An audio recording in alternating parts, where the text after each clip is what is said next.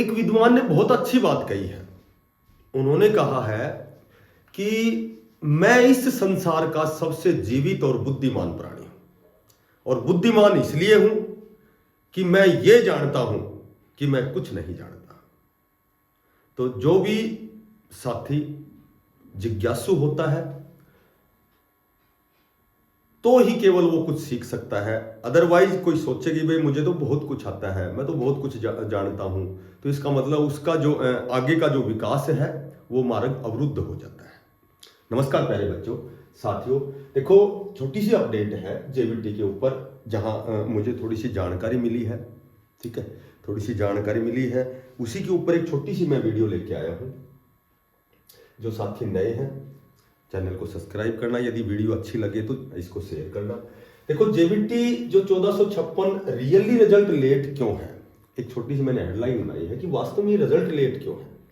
तो एक बात बताओ, जब हम जेबीटी का हमारा एग्जाम हुआ, ठीक है, जेबीटी का एग्जाम हुआ तो एग्जाम खत्म होते ही तुरंत आंसर की आई, तो जाहिर सी बात है जब इतनी जल्दी आंसर की आई है तो रिजल्ट लेट क्यों है। इसका कोई तो मेजर कारण होगा कि भाई इतना समय क्यों लग रहा है इसमें रिजल्ट में।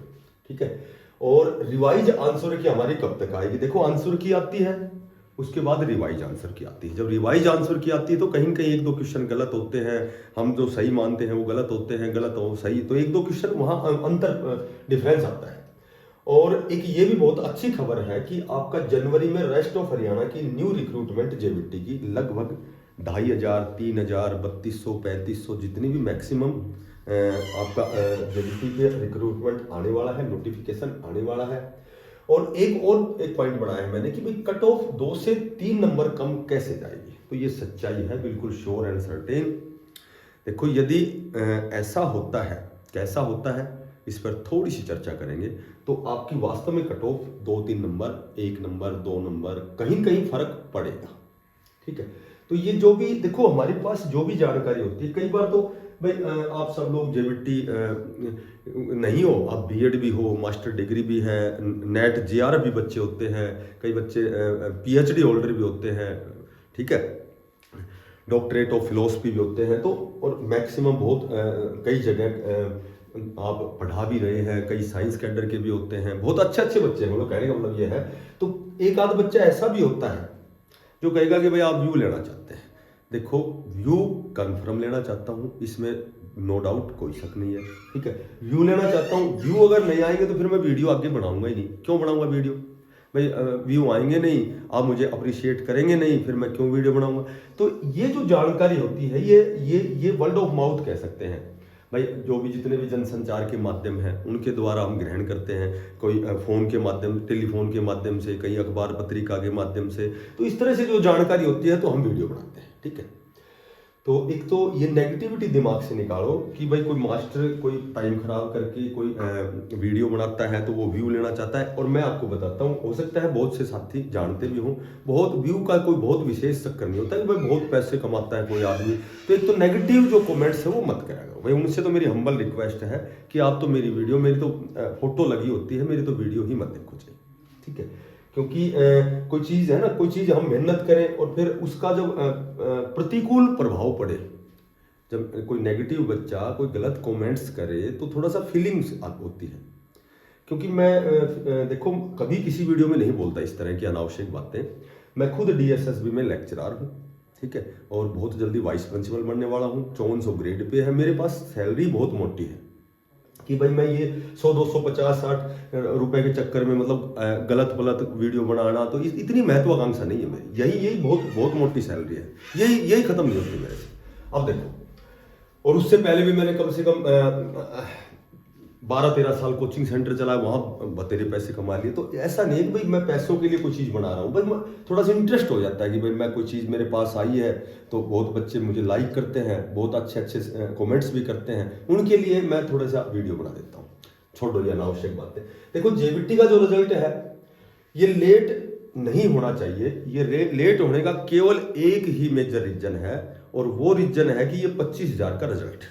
ठीक है, मैंने पूछा था मुझे भाई आंसर की तो इतनी जल्दी आई है और ये रिजल्ट अब तक नहीं आया है, भाई कम से कम रिजल्ट आए ना, तो उसके बाद में भाई बच्चा दूसरी दिशा में प्रयास करे, रेस्ट ऑफ हरियाणा की तैयारी करे, कोई टीजीटी की तैयारी करे, कोई डीएसएसबी के एग्जाम होने वाले हैं, तो कहीं ना कहीं वो अपनी दिशा थोड़ा सा और दूसरा रास्ता देखे, है ना।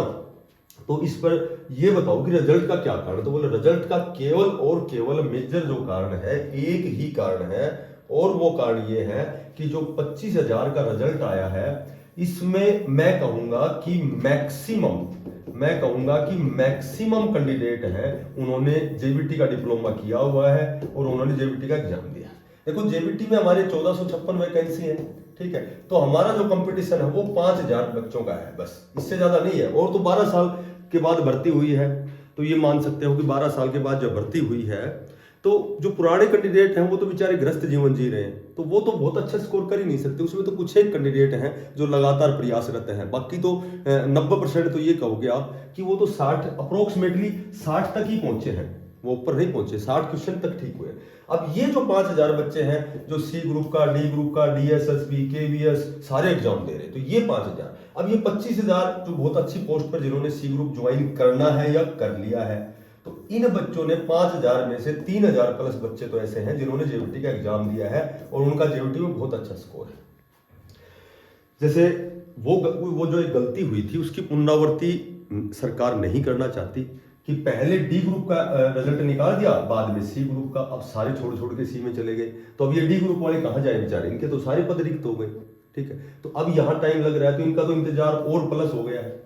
तो कहने का मेरा मतलब ये है कि कहीं न कहीं जो मुझे उसका जो बताने का जो दृष्टिकोण था, जो उसका जैसा मुझे बताया गया है वो मैं आपको बताता हूं कि पहले 10 नवंबर जो है, 10 नवंबर देखो, और इसमें बेनिफिट भी आपका मैं आपको बताता हूं, रियली आपका फायदा है इस चीज में। भाई देर आए दुरुस्त आए, जब कोई चीज देर हो जाए वो बढ़िया है, ठीक है, क्योंकि बाद में नहीं तुम्हारा हाल भी वही होगा कि कितनी सीट खाली हो गई, हमारी वेटिंग कब आएगी, फलानी दिखड़ी। तो ये वेटिंग से बचने का तुम्हारा अच्छा रास्ता है। देखो तुम्हारे हाथ में कुछ नहीं है, मेरे हाथ में कुछ नहीं है। 10 नवंबर का इनका ग्रीवेंस का रिजल्ट आने वाला है, इन 25,000 कैंडिडेट में जो भी 3,000, 3,500, 4,000 जो भी कैंडिडेट हैं जिनके कट ऑफ से ऊपर है, ये सारी चीजें मतलब टाइम खराब करने वाली बात है। 10 नवंबर का रिजल्ट आने के बाद में अब और एक और फायदा है, जो टीजीटी भर्ती पे वेटिंग लिस्ट से बहुत से बच्चे, लगभग 3-4 हजार बच्चे हैं जिनकी वेटिंग लिस्ट आने वाली थी, उनके लिए आज एक बहुत अच्छा बेनिफिट है। आज 12 नवंबर के उनके 2 केस थे, दोनों केस हैं वो डिस्पोज हो चुके हैं, उनका निपटान हो चुका है, ठीक है। तो अब 14 तारीख तक इनको भी ग्रीवेंस का समय दिया गया है, 14 नवंबर बाल दिवस तक।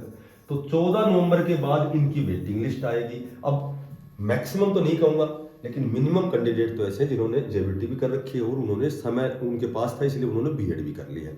तो बीएड में भी उनका अच्छा स्कोर है, टीजीटी में भी वो वेटिंग लिस्ट का इंतजार कर रहे हैं और उन्होंने जेबीटी का भी एग्जाम दिया है। मेरे ख्याल से 5,000 में कुछ कैंडिडेट तो टीजीटी के होंगे, कुछ है, ठीक है। तो अब ये 14 नवंबर के बाद वेटिंग लिस्ट आएगी। 10 नवंबर को इनका रिजल्ट आने के बाद, इनका ग्रीवेंस का रिजल्ट आने के बाद इनकी सभी की ज्वाइनिंग हो जाएगी। अब तुम्हारी जो डीवी होगी, तुम्हें यस नो पोर्टल की आवश्यकता ही नहीं है। जब तुम्हारी डीवी होगी, ठीक है, हो सकता है कि पहले डीवी की लिस्ट आएगी, तो ये हो सकता है कि भाई 4-5 गुना निकाले या फिर 3 ही गुना निकाले, हम मान लेते हैं भाई 3 ही गुना निकाले। तो यहाँ अपसेंट कैंडिडेट मिलेंगे, तो अपसेंट कैंडिडेट मिलेंगे तो यहाँ कहीं न कहीं जब ये कैंडिडेट यहाँ से निकलेंगे टीजीटी और 56 स्थान वाले, तो मेरे ख्याल से जहाँ तक मुझे अनुभव है, जहाँ तक मुझे भाई मेरा अध्ययन है या मुझे नॉलेज है, आपकी 1, 2, 3 क्वेश्चन नीचे आएगी, ठीक है। तो अपने डॉक्यूमेंट्स तैयार रखें।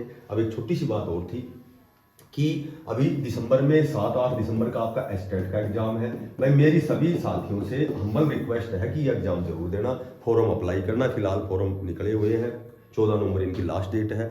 जिसने एस्टेट कर रखा है जेबीटी का, कन्फर्म एस्टेट का एग्जाम देना और एक स्कोर निर्धारित करना, और वो स्कोर तुम्हें अचीव करना है, गेन करना है, वो स्कोर तुम्हें प्राप्त करना है, ठीक है। उसके बाद मैं आपको बताता हूं कि जनवरी में रेस्ट ऑफ हरियाणा का जेबीटी का नया रिक्रूटमेंट निकलेगा। ये भी बिल्कुल इसमें भी एक्यूरेसी कह सकते हो, इसमें गलत नहीं, एक्यूरेसी है कि जनवरी में आपके फॉर्म निकलेंगे और लगभग मार्च और अप्रैल तक आपका एग्जाम होना है, ठीक है। मैं तो यही कहूँगा कि भाई इंतजार तो खैर हम जब मेहनत करते हैं तो इंतजार तो उस चीज़ का करना पड़ता है हमें, लेकिन ये नहीं कि केवल एक ही दिशा में इंतजार तक सीमित हो जाओ, तैयारी तो करते रहो। अभी अगले महीने में देखो फरवरी मार्च में मेरे ख्याल से डीएसएसबी का एग्जाम होना है 20,000 पदों पर, ठीक है। कल ही नोटिस आया हुआ है, मैंने एक वीडियो भी बनाई थी, कल बनाऊंगा सुबह एक डीएसएसबी पे। बहुत अच्छी मतलब वहाँ वैकेंसीज निकलने वाली है जेबीटी की, लगभग 6-7 हज़ार पदों पर, ठीक है। अब जिसने फॉर्म भरे हुए हैं 2023 में, आप जैसे सभी साथियों ने दिसंबर में टीजीटी पीजीटी का एग्जाम है, जो पुरानी भर्ती है 2023 की, तो इस तरह की जो भी अपडेट है उसके लिए मैं आपके लिए वीडियो बनाता हूँ। कुछ एक दो गलती हो जाए तो गलत कमेंट्स की बजाय आप सहयोग करें, और जो साथी नए इसको ज़्यादा से ज़्यादा शेयर करें, और बिना पैसे का सब्सक्राइब करें। थोड़ा सा मैं मोटिवेशन मिलेगा मुझे, मैं आपके लिए फिर कोई नई लेटेस्ट अपडेट लेके आऊँगा। वो कहते हैं ना, बोला मंजिलें उन्हें मिलती है जिनमें जान होती है, मंजिलें उन्हें मिलती है जिनमें जान होती है, और पंखों से कुछ नहीं होता, हौसलों से उड़ान होती है। थैंक्स।